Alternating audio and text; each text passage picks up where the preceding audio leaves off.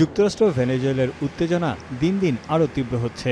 গেল বুধবার ভেনেজুয়েলার উপকূলে প্রায় 2 মিলিয়ন ব্যারেলের জ্বালানি তেলের একটি ট্যাঙ্কার জব্দ করে যুক্তরাষ্ট্রের কোস্টগার্ড বাহিনী। মার্কিন প্রশাসনের অভিযোগ, বিদেশি সন্ত্রাসী সংগঠনগুলোর অবৈধ তেল পরিবহন নেটওয়ার্কের সঙ্গে জড়িত ছিল এটি, যা ভেনেজুয়েলা ও ইরান থেকে অপরিশোধিত তেল পরিবহন করত।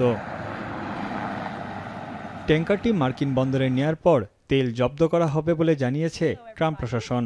যথাযথ আইনি প্রক্রিয়ায় সবকিছু করা হবে বলে জানান হোয়াইট হাউসের মুখপাত্র। ট্যাঙ্কার জব্দের একদিন পরই ভেনেজুয়েলার বিরুদ্ধে নতুন করে আরও নিষেধাজ্ঞা আরোপ করল যুক্তরাষ্ট্র। মার্কিন অর্থ বিভাগ ভেনেজুয়েলার 6টি জাহাজ এবং দেশটির প্রেসিডেন্ট নিকোলাস মাদুরোর 3 ভাগ্নের উপর এই নিষেধাজ্ঞা জারি করেছে। যুক্তরাষ্ট্রের অভিযোগ, মাদুরোর অবৈধ শাসন ব্যবস্থার সঙ্গে তার এসব আত্মীয়স্বজন জড়িত।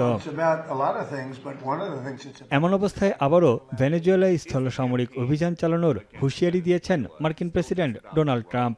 মাদকের চালান বন্ধে এই পদক্ষেপ জরুরি বলেও মন্তব্য করেন তিনি।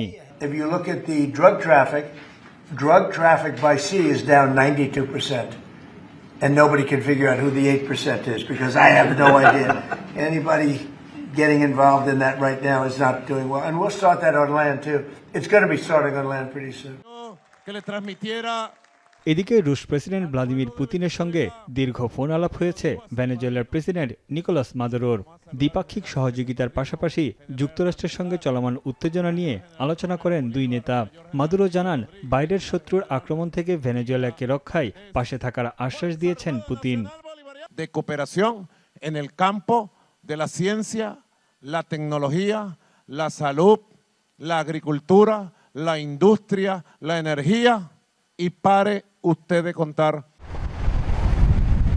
যুক্তরাষ্ট্র ভেনেজুয়েলার ক্রমবর্ধমান উত্তেজনার মধ্যে ক্যারিবীয় অঞ্চলে সামরিক অবস্থান ক্রমেই জোরদার করছে যুক্তরাষ্ট্র।